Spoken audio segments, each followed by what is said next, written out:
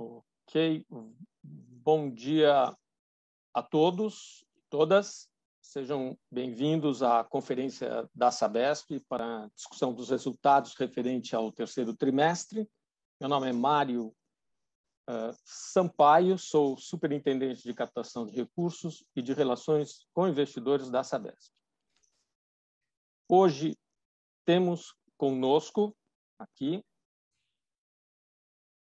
o Dr. Benedito Braga, presidente da Sabesp, o Oswaldo Garcia, diretor econômico financeiro e de relações com investidores, o Marcelo Miag, superintendente de contabilidade, e o Marcel Sanches, superintendente de regulação. Antes de passar a palavra para o Dr. Braga dar início à conferência, gostaria de passar algumas informações e orientações. Primeiro, essa videoconferência está sendo gravada e a apresentação e a gravação estarão disponíveis para download no portal de RI da Sabesp, onde já se encontra o press release. Lembrando que serão aceitas perguntas aos palestrantes apenas por escrito na área de chat da plataforma.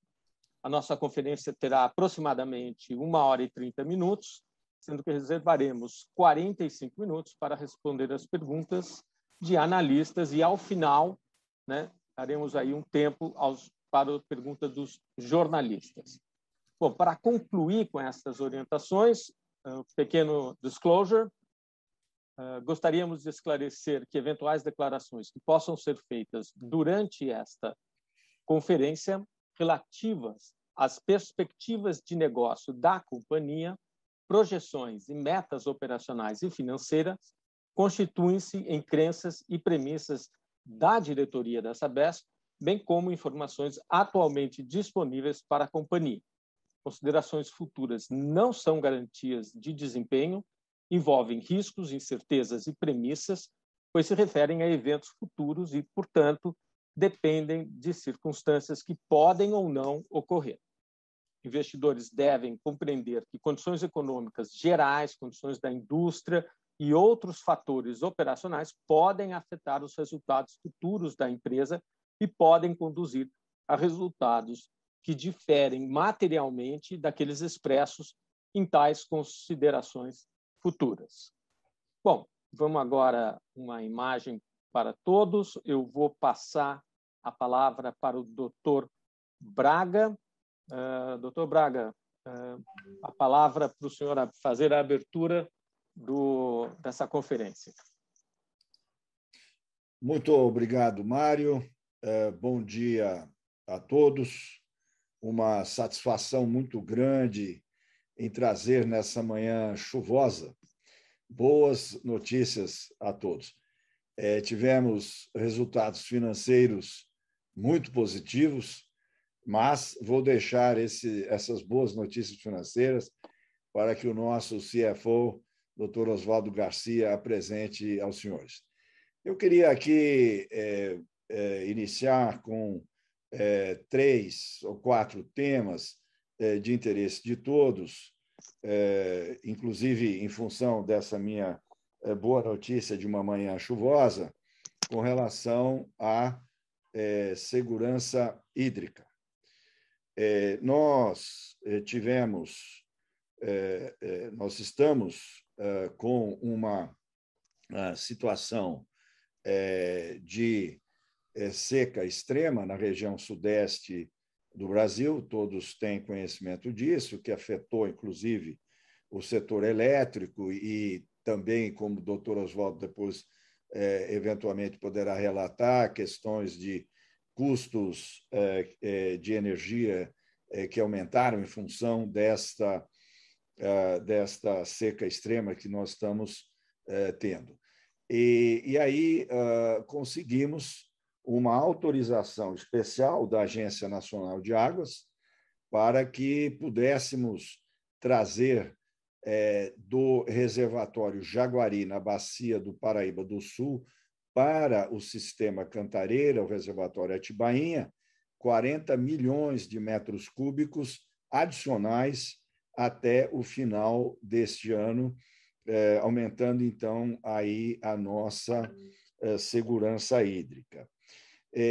Informo também, nessa direção de uma maior segurança hídrica, que as obras de captação de água do rio Itapanhaú, que é um rio da vertente marítima, para o reservatório Biritiba-Mirim, no sistema Alto Tietê, que poderá retirar 2.500 litros por segundo de água adicional a esse sistema Alto Tietê, com uma média mensal de 2.000 litros por segundo.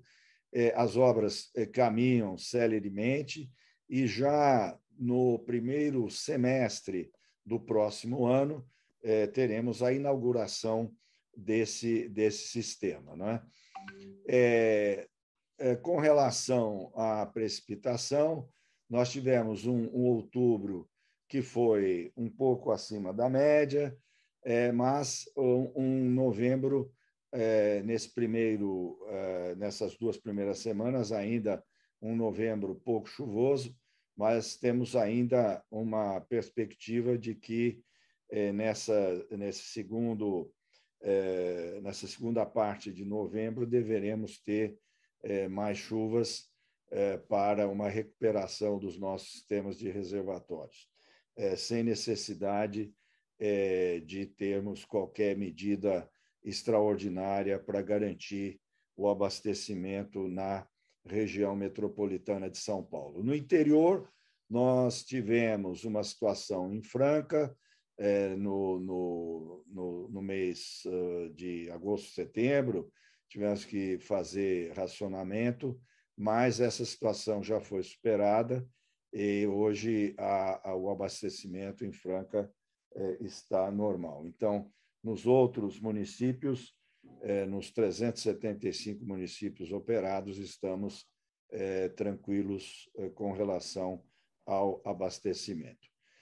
Uma outra notícia importantíssima é a implantação do NETA, né? Essa plataforma que permitirá que a nova estrutura tarifária nossa, essa estrutura em que vamos ter uma tarifa única para todo o nosso parque de municípios, já vai poder ser aplicado em 2022.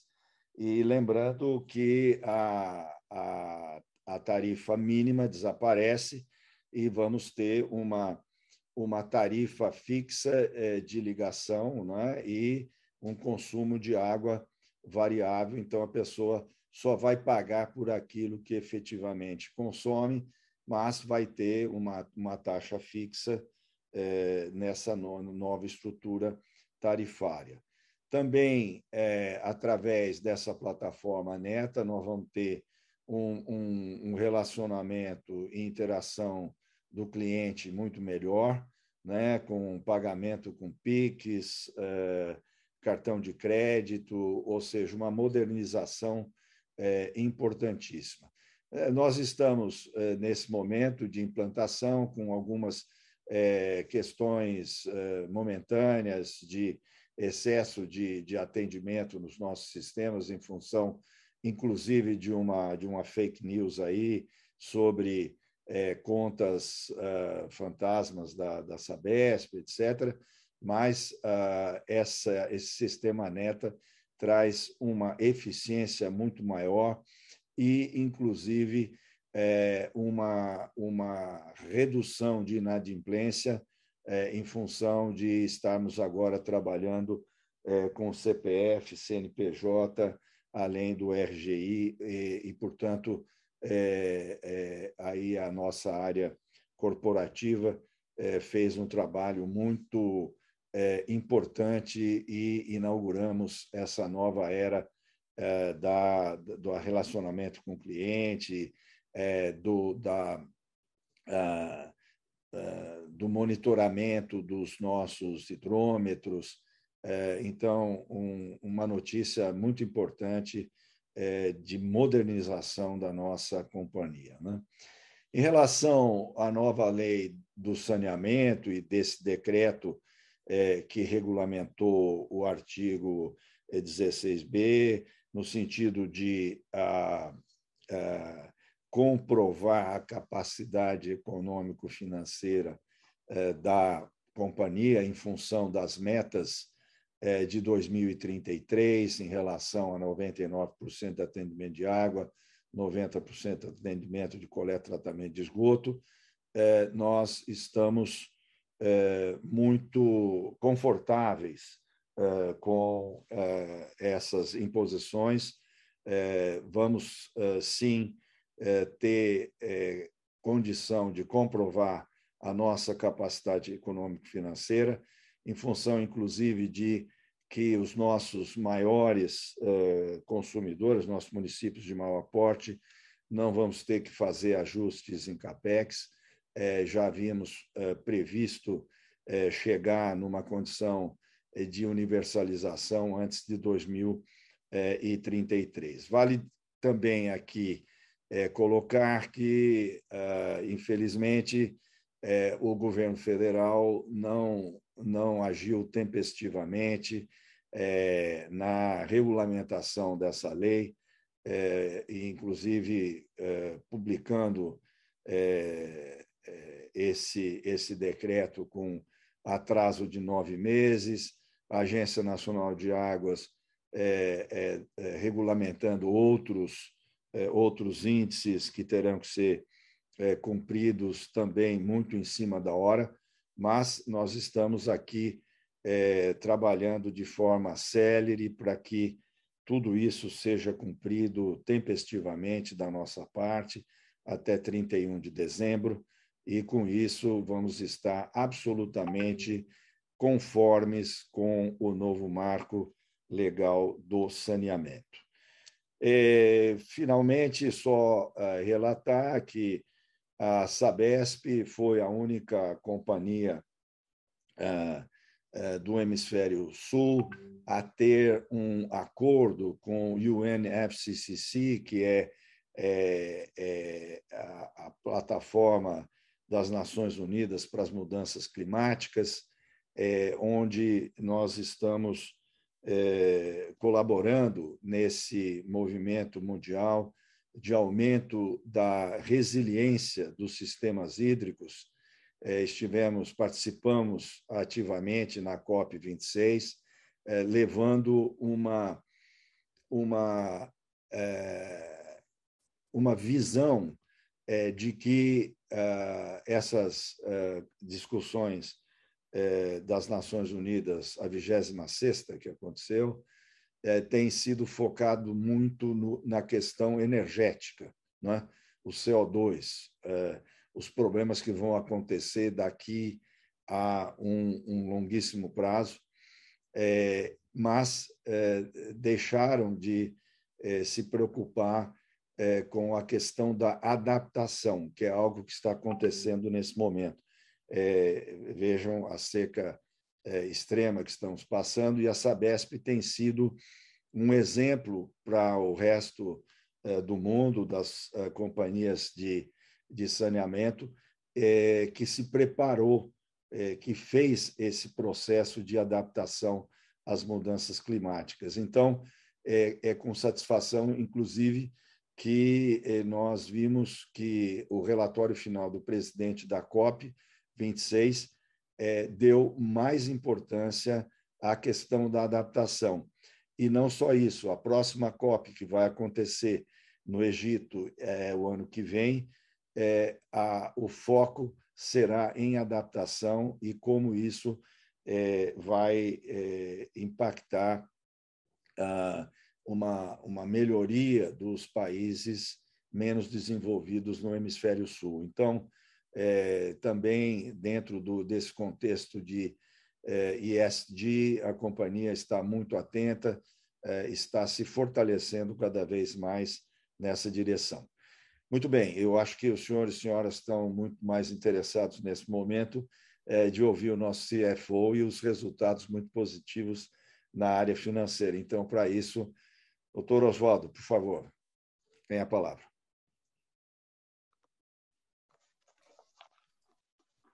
Bom dia, presidente Braga. Bom dia a todos. Agradeço a participação de vocês em mais uma conferência de resultados da Sabesp para discutir os resultados do terceiro trimestre de 2021. Iniciando pelo slide 3, observamos o volume total faturado com crescimento de 3,7% em relação ao terceiro trimestre de 2020, desconsiderando os volumes de Mauá, que nesse trimestre está sendo atendido no varejo, e no terceiro trimestre de 2020 era atendido no atacado, e desconsiderando os volumes isentos de cobrança das categorias residencial social e residencial favela do terceiro trimestre de 2020, passando de 957,3 milhões para 992,7 milhões de metros cúbicos faturados, sendo esse crescimento maior no segmento do serviço de esgoto, de 4,1%, em relação ao volume faturado no segmento de água, que teve elevação de 3,4%. A elevação mais significativa ocorreu nas categorias não residenciais, cuja fatura são mais elevadas, sendo 15,7% no público, 7% no comercial e 6,6% no industrial. No segmento residencial, que representa o maior volume em relação ao total, o crescimento foi de 3,2%. Com a retomada do consumo das categorias não residenciais, já notamos uma recuperação da tarifa média, com impactos favoráveis na receita. Próximo slide.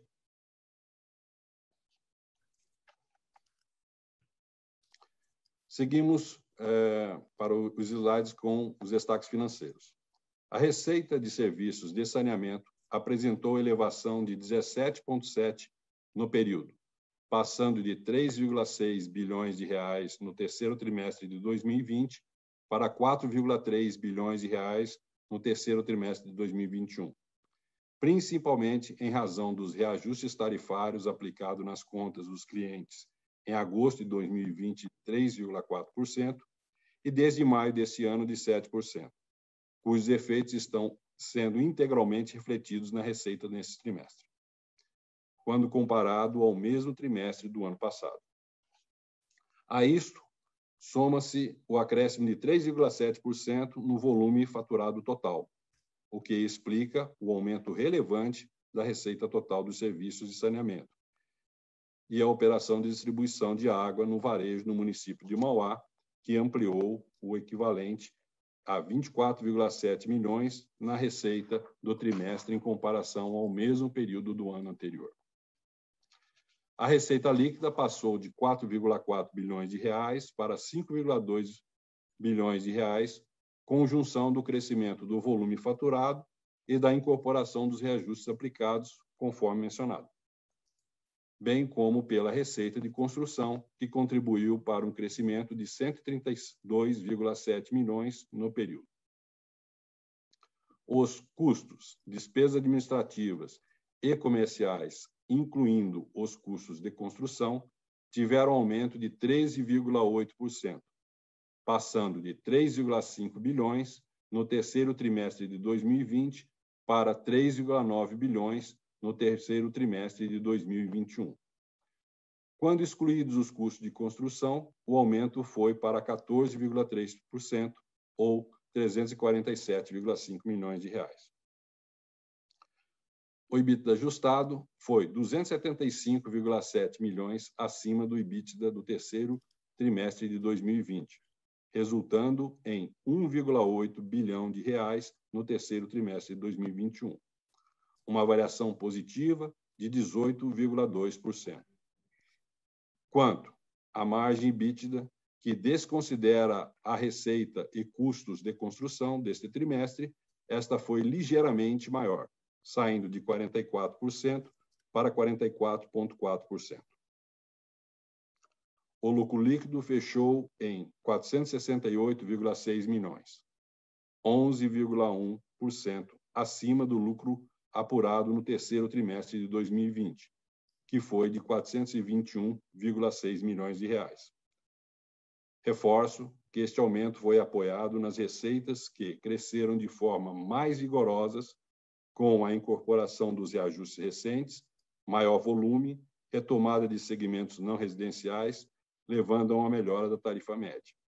E, a despeito da pressão nos custos e despesas motivadas pela alta da inflação, assim como pela elevação dos juros e impacto da desvalorização cambial. Próximo slide.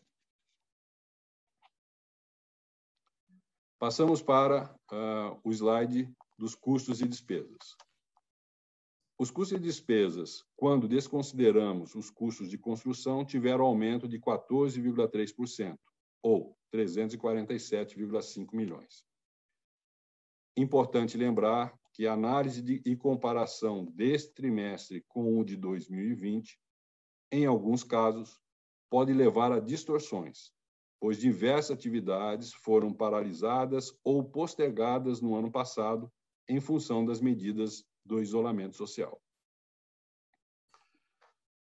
As despesas com pessoal apresentaram uma pequena elevação nominal, de 1,8%, cuja explicação está no reajuste salarial de 7,75%, efetivado em maio deste ano, e despesas médicas que foram excepcionalmente reduzidas no ano anterior. Esta variação, abaixo da inflação do período, se deve, em grande parte, à redução de cerca de 1.000 empregados. Os efeitos do impacto da pandemia no terceiro trimestre de 2020 também podem ser observados com graus diferentes de magnitude nas despesas com materiais e despesas com serviços. Em despesas gerais, parte significativa do crescimento observado de 103 milhões, ou 45,9%, é explicado pelas despesas com processos judiciais, no montante de 53,3 milhões, e pelo aumento nas provisões para repasses a fundos municipais de saneamento ambiental e infraestrutura, resultado do crescimento da receita e do número de municípios contemplados, no valor de 32,9 milhões. As despesas com energia elétrica também se destacaram nesse período. O aumento médio nas tarifas do ambiente regulado, o ACR, foi de 30,6%, sendo que o impacto só não foi maior porque realizamos a migração de parte do consumo para o ambiente livre, o ACL, no qual os aumentos não foram tão expressivos. Mesmo assim, no cômputo geral, a despesa com energia teve acréscimo de 20,6%, passando de 311 milhões para 375 milhões de reais no período. Diferentemente da receita, que já reflete a recuperação de volume e de tarifa média em relação ao mesmo período do ano passado, as perdas estimadas com crédito de liquidação duvidosa, PCLD, aumentaram em 43,5 milhões, um crescimento de 57,9%. Conforme mencionado pelo presidente, em função do início da operação do novo sistema comercial, teremos uma ferramenta mais moderna para abordar e equacionar os saldos não recebidos. Próximo slide. Desempenho financeiro. O gráfico de desempenho financeiro tem como ponto de partida o lucro apurado no terceiro trimestre de 2020, de 421,6 milhões, e demonstra a movimentação dos resultados no período. A receita operacional líquida cresceu 715,4 milhões em razão dos reajustes tarifários totalmente incorporados, crescimento de volume e melhoria da tarifa média, conforme já mencionado. Os custos e despesas, somados ao custo de construção, apresentaram um aumento de 477,3 milhões. As outras receitas e despesas operacionais, incluindo a equivalência patrimonial, tiveram uma variação positiva de 2,8 milhões de reais. O resultado financeiro apresentou variação negativa de 190 milhões de reais, decorrentes principalmente da desvalorização de 8,7% e 8,3% do real frente ao dólar e ao iene, respectivamente. Uma desvalorização maior do que a observada no terceiro trimestre de 2020, que foi de 3% e 5,2%, respectivamente. E ao que também se soma o impacto da elevação da taxa média de DI e do IPCA sobre os empréstimos e financiamentos. O imposto de renda e a contribuição social, com variação negativa de 3,9 milhões, resulta do aumento da receita operacional líquida de 582,7 milhões, que exclui os efeitos da receita e das despesas de construção, do aumento dos custos e despesas no montante de 347,5 milhões e pela maior despesa com a variação cambial no montante de 141,5 milhões. O resultado foi um lucro líquido no terceiro trimestre de 2021 de 468,6 milhões. Esse resultado, mesmo que melhor do que o demonstrado em igual período do ano passado, mostra que a companhia ainda sente os efeitos da crise iniciada em 2020, mas já recupera a receita, não somente em função da revisão de tarifa, como também pelos efeitos na economia do processo de reabertura nos segmentos de serviço industrial. Por outro lado, fatores como a inadimplência ainda não acompanharam esta tendência e o forte aumento da inflação já se faz sentir nos preços dos insumos. Esses são os nossos comentários. Passamos agora para a sessão de perguntas e respostas. Mário, está com você.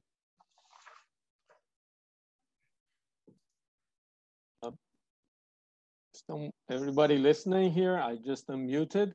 Hello?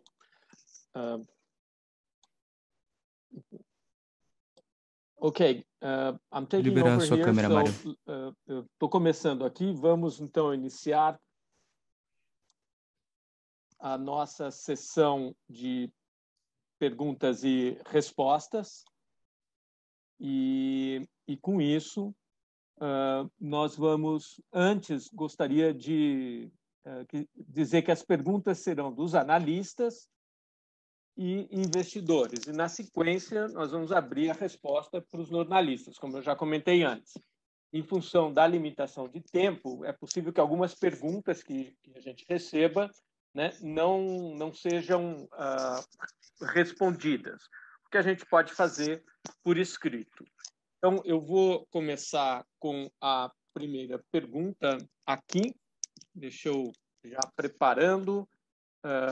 Eu vou, para essa primeira pergunta, até vou aqui verificar com o Dr. Braga. Dr. Braga, a gente passa essa pergunta para quem? A pergunta é do Marcelo Gonçalves.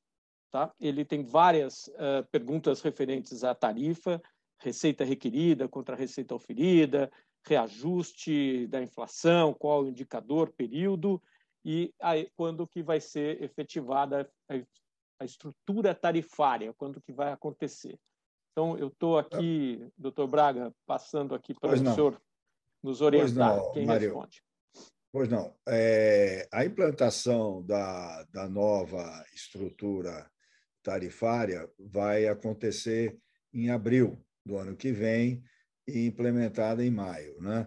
Mas eu vejo que aqui há perguntas mais detalhadas sobre receita requerida e assim por diante. Vou pedir Oswaldo e, eventualmente, o nosso superintendente Marcel, se o Oswaldo assim entender, que enderecem essas questões mais específicas que foram feitas aí. Oswaldo, por favor. Marcel, eu vou tentar responder. Qualquer coisa, vá corrigindo aí, tá? Com relação à receita requerida, o montante já foi divulgado anteriormente, é 17,5 bilhões de reais. E se hoje a Sabesp tem uma expectativa em relação à receita dela neste ano, o que eu posso afirmar hoje é que ela está um pouco abaixo da requerida, mas que somente, devido à sazonalidade, somente no final do mês de dezembro a gente vai ter isso fechado. Tá? A expectativa nossa é que fique um pouco abaixo, mas não muito abaixo. É isso que eu posso falar.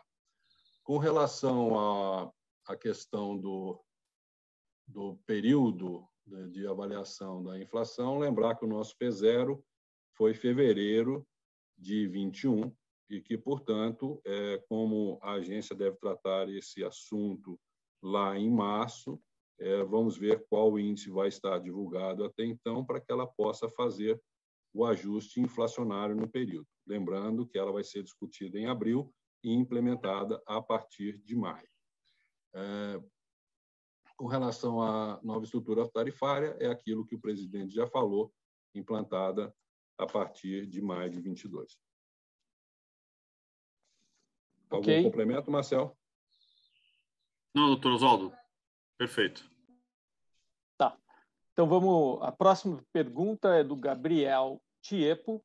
A pergunta é: como está o processo referente a uma possível privatização da empresa? Há algum andamento? Aí eu passo para o doutor Braga. Pois não.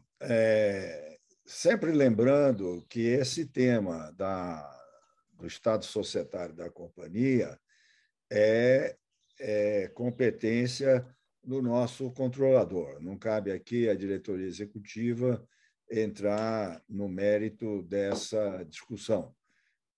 Só dizendo em respeito a essa questão de andamento, é aquilo que já está público. O secretário da Fazenda, Henrique Meirelles, já informou a todos aí, já é público, conhecido, de que o Comitê de Desestatização do Governo está analisando esse tema do Estado societário da companhia e pretende contratar o AFC para fazer um estudo. Isso é a informação que é pública e todo mundo já sabe. Eu não tenho nenhuma informação adicional daquilo que já foi divulgado na grande imprensa. Ok.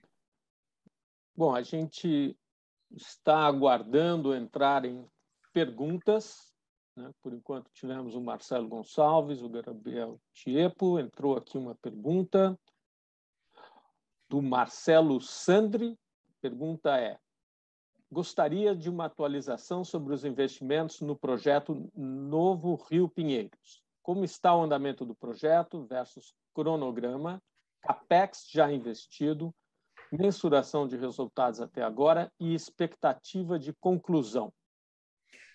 Bem, me dá muito prazer responder essa pergunta, né? Em outubro, nós conectamos já 428 mil economias das 533 mil economias que estão previstas para a conclusão do projeto Novo Rio Pinheiros. Nós, como é um projeto, primeiro, nós temos a perspectiva concreta de finalizar até o final de 2023 todas as 533 mil economias, além das unidades de recuperação de qualidade da água dos córregos que afluem ao Rio Pinheiro. São 5 estações, investimento total de 1,7 bilhão. Nós só estamos pagando por resultado, né? Então, estamos com 87% do físico pronto, funcionando, mas em termos do financeiro, perto de 30%, 40% de pagamento, né? Porque o pagamento só é feito depois que você tem o resultado de conexões e o resultado de qualidade da água nos córregos. Então, é um projeto que está caminhando com grande sucesso, mesmo numa situação de pandemia, nós caminhamos no sentido de ir além da previsão, como eu disse, a previsão era de 85% nesse mês de outubro e nós estamos com 87% de conexões. Perfeito.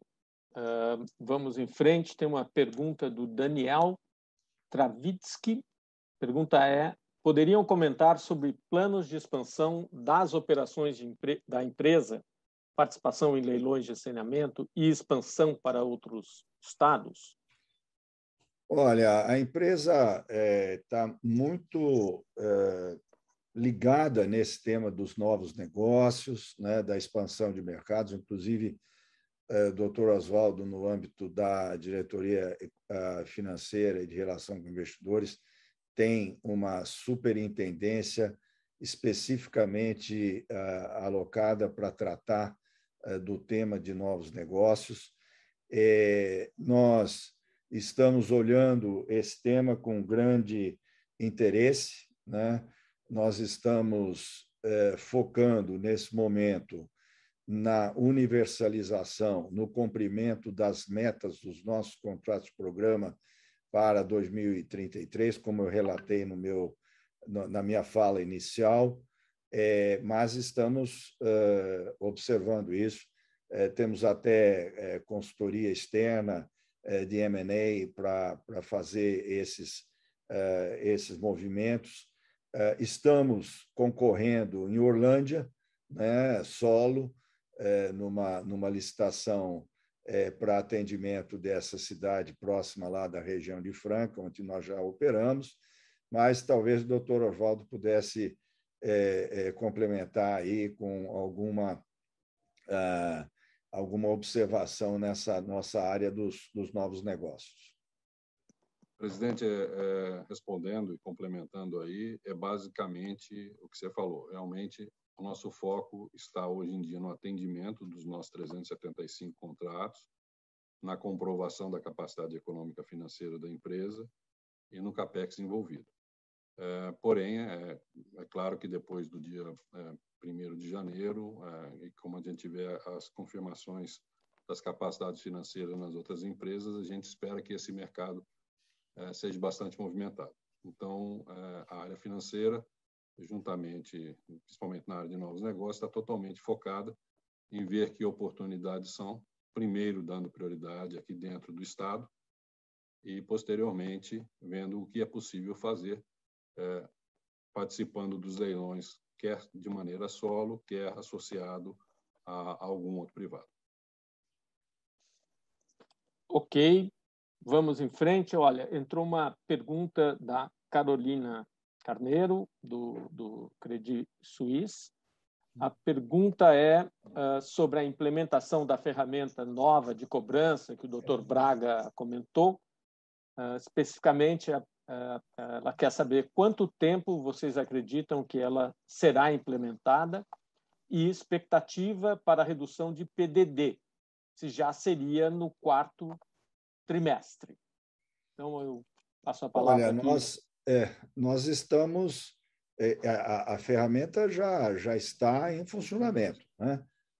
O que nós estamos aperfeiçoando são essas formas de cobrança mais modernas que devem acontecer ao longo aí dos próximos 2, 3 meses. No início do ano, a gente já vai ter novidades aí, inclusive usando WhatsApp, usando Pix e todas essas ferramentas mais modernas de pagamento e também formas mais efetivas de redução de inadimplência, né?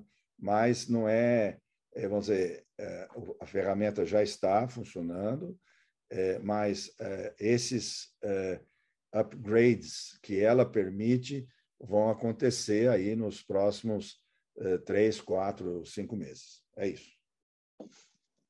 Tá ótimo. Olha, não entrou nesse intervalo mais perguntas. Não entraram perguntas, perdão. Eu entendo que o sistema aqui tanto não identifica se é jornalista ou analista, mas se precisar formalizar, então, doutor Braga, que tal já abrirmos para todo mundo, para jornalista também? Ótimo. Tá. Então, nós vamos aguardar um pouco aqui, né? ver se entram algumas perguntas, na expectativa de poder esclarecer dúvidas e etc. Estamos aguardando aqui um pouquinho, vamos ver se entra mais alguma coisa. A única forma, Mário, só uma questão de logística, a única forma de entrar perguntas é através do Q&A ou tem outra forma de formular perguntas por parte dos jornalistas e dos analistas? Somente pelo Q&A. Somente pelo Q&A. Eu não vi essa pergunta de Carolina no Q&A. Não, mas a Carolina ela é analista e ela teve uma dificuldade aqui para fazer o Q&A. Espero que não tenham sido muitas as dificuldades. Então, como ela é uma analista, ela tem contato com a companhia, ela mandou aqui no WhatsApp e eu transmiti. É por isso. Então, mas vamos lá. Entraram perguntas aqui. Vamos seguindo, então, doutor Braga e doutor Oswaldo. A pergunta é da Juliana Estigarribia. Ela é: como a recente mudança no cenário macroeconômico vem impactando a companhia? Como está a questão dos custos? Muito bem, essa é uma pergunta para o doutor Oswaldo, direta. Tá certo, presidente. Bom, a questão do cenário macroeconômico, é claro que o aumento da taxa de juros, da taxa do DI, ela vai impactar no aumento dos nossos custos com os serviços dos empréstimos e das dívidas contratadas. Com relação à outra questão, é uma preocupação muito grande da companhia, essa variação que está ocorrendo com o aumento da inflação. Ele tem pressionado vários custos operacionais, custo de material, o custo da energia elétrica foi diretamente impactado, não só pela inflação, como também pela questão da escassez hídrica no setor elétrico. Então, a gente olha com bastante cuidado, tanto que por isso eu fiz aquela ressalva final nos meus comentários, mas, ao nosso modo de ver, os custos estão sob controle e dentro das metas que a gente tem projetado.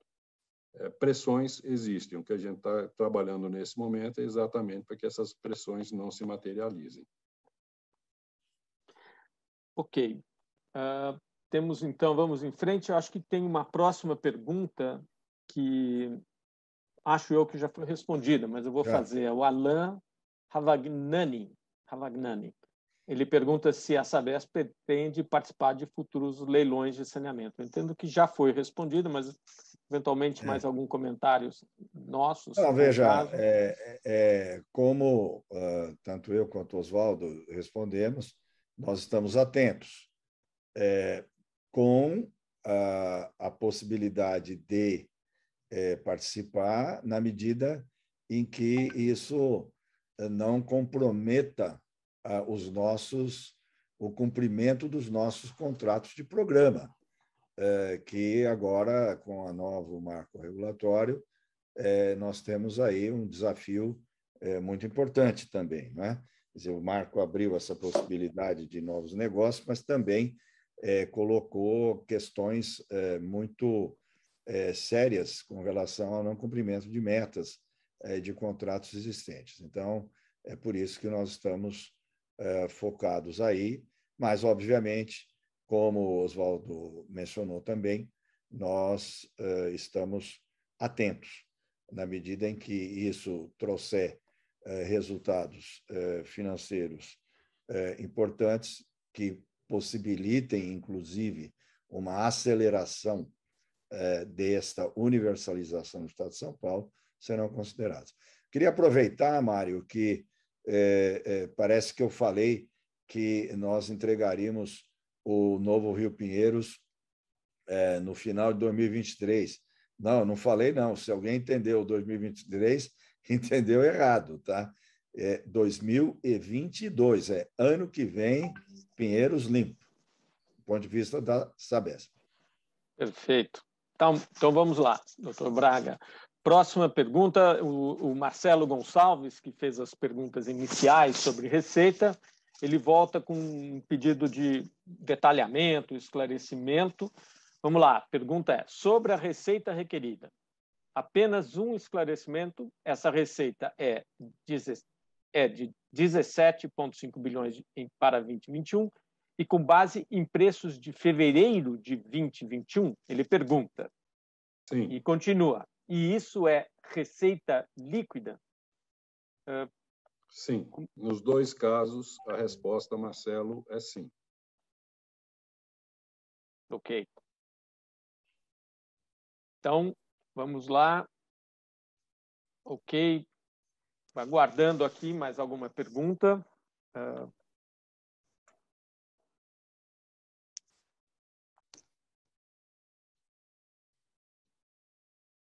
Lembrando que quem está assistindo e com a tradução para o inglês está convidado a fazer perguntas. Podem fazer em inglês, nenhum problema.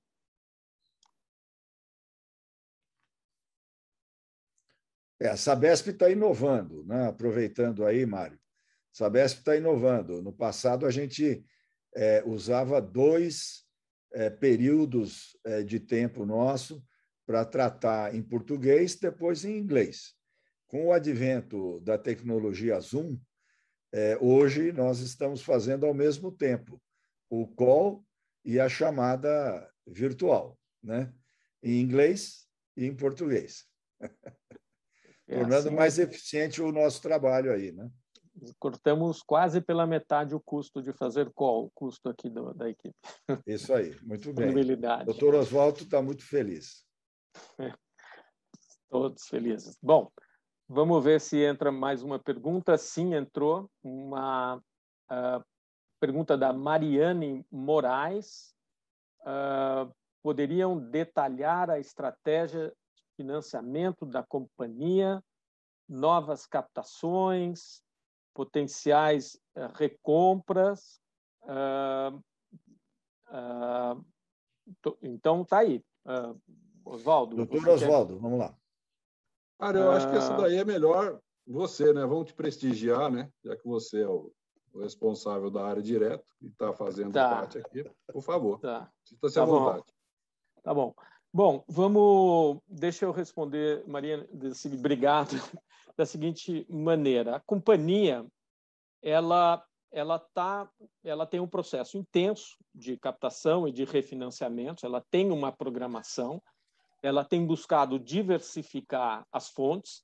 Então, você pode ver que, recentemente, além da debênture institucional, debênture incentivada, a gente tem buscado também os multilaterais pelo lado privado. Tivemos uma operação emblemática no final do ano passado com o BID Invest, quase R$1 bilhão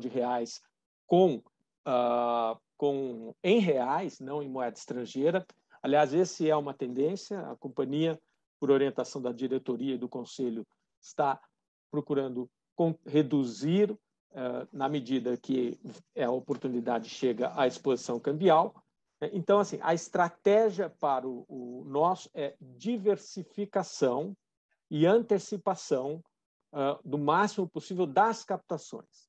Quanto a potenciais recompras, isso é algo que a gente vai ver na medida que a oportunidade surgir. Mas, com certeza, a empresa faz uma gestão ativa do endividamento e ela vai e pode, em algum momento no futuro, vir a resgatar uma dívida que está muito cara em relação ao que o mercado está oferecendo naquele momento. As dívidas que a gente tem de mercado, praticamente todas aquelas em CDI, permitem o resgate antecipado, mas sempre com um período razoável de carência entre a emissão e a possibilidade de resgate. Então, acho que, em linhas gerais, é esse. Lembrando também que a companhia tem um acesso aos multilaterais públicos. A gente recentemente recebeu uma aprovação da COFIEX para dar o próximo passo na contratação de um financiamento de $200 milhões equivalentes, mas vai ser em ien, com a JICA, que é o Banco Público que faz o desenvolvimento internacional do Japão, e isso também está aqui dentro do famoso pipeline, né? Então, a gente tem muitos financiamentos desembolsando, né? Temos financiamento desembolsando do BID público e do BIR de Banco Mundial, somando os dois, 500 milhões de dólares. Estes podem ser depois convertidos em reais. Ou seja, tem todo um movimento robusto para que a gente garanta a liquidez da companhia e, principalmente, garanta, né, o CAPEX da companhia para atingir as metas e para entregar o novo Pinheiros no horário e na data que o Dr. Braga colocou. Acho que é isso. O Mário, parece que a Juliana Rocha fez uma pergunta e você não leu a pergunta dela. A Juliana Rocha. Da Reed. Jornalista Juliana... da Reed. Espera aí, eu não estou vendo aqui. Juliana Rocha, jornalista da Reed, às 11h46. Isso. Eu não recebi. Não entrou para mim. Nossa. Bom, eu vou ler, então. O Mário não... Tá, pedi desculpa aqui, mas ele não chegou. Vamos quebrar o protocolo aí, Mário. Não tem problema.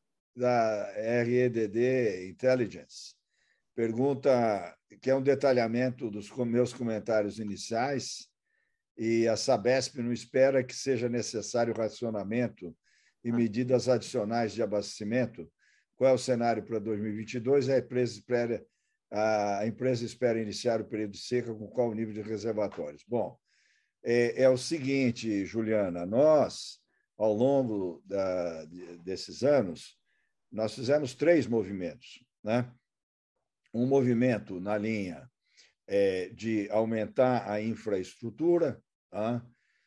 Um movimento no sentido de reduzir perdas de água e um movimento no sentido de trazer um consumo consciente por parte dos nossos consumidores.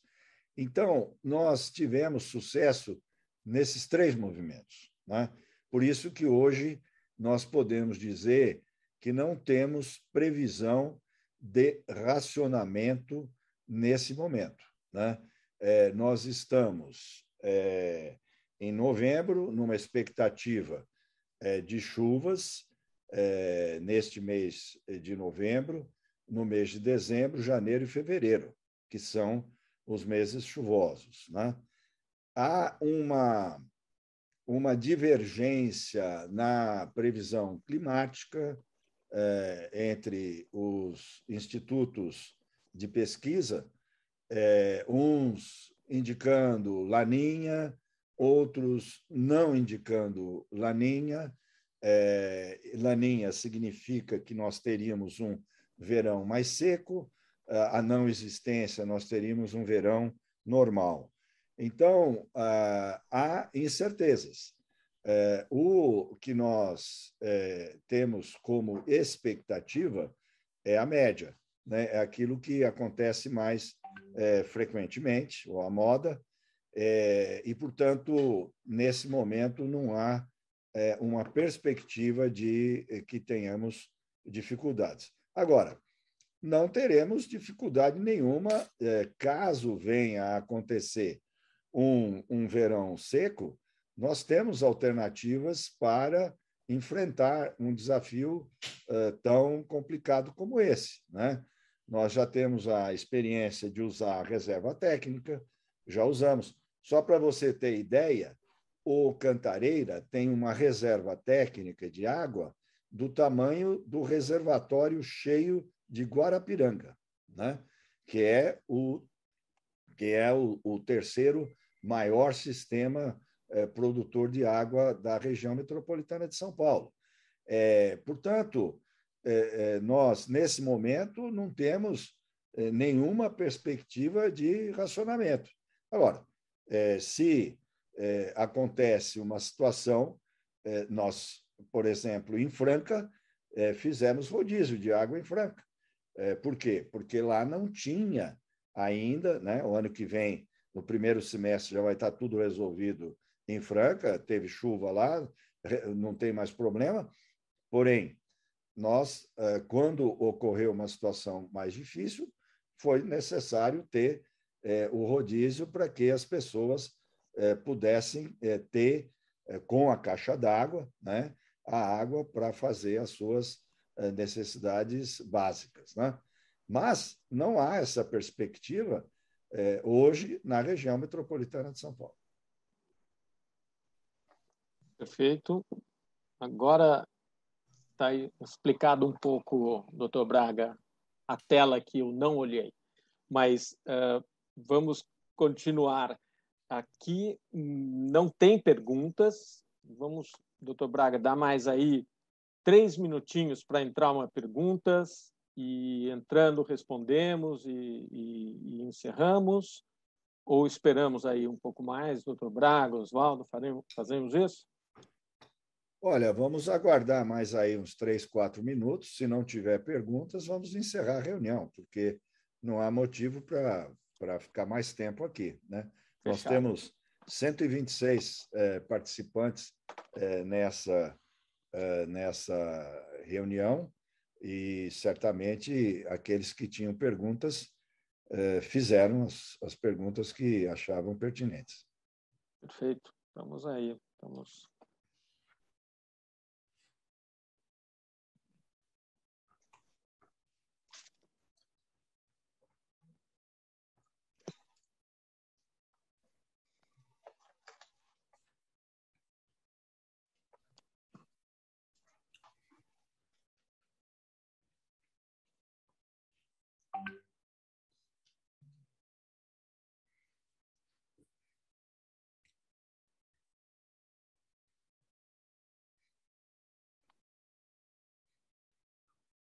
Muito bem, Mário. Eu acho que não temos mais perguntas. É o momento, então. Sim, vamos entrou lá, de acordo com o protocolo. Vamos lá. Não, é que entrou uma pergunta. Entrou. Rápida. O Diego Nascimento perguntou agora se vai ter anúncio de proventos da companhia, de dividendos da companhia. Oswaldo. Doutor Oswaldo, por favor. Comentar.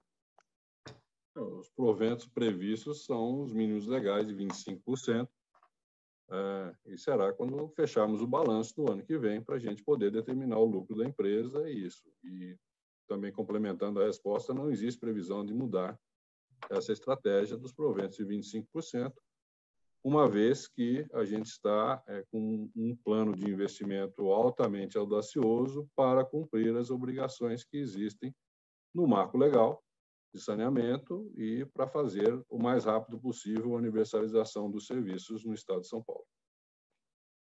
Perfeito. Então, tá bom.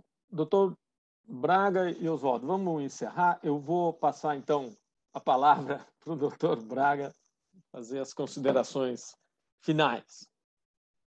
Bem, queria, então, agradecer a participação de todos, a participação dos nossos superintendentes e do nosso CFO, dizer que continuamos trabalhando firme nos nossos desafios, principalmente do cumprimento de tudo que está no novo marco regulatório. Vamos perseverar na redução de custos, na melhoria de eficiência constante. É isso que essa companhia pretende no futuro próximo, e todos vocês que participaram podem estar certos que envidaremos todos os esforços para que os nossos resultados sejam cada vez maiores, tanto do ponto de vista financeiro, quanto do ponto de vista da melhoria da qualidade de vida das pessoas que servimos água e saneamento. Muito obrigado a todos. Muito obrigado.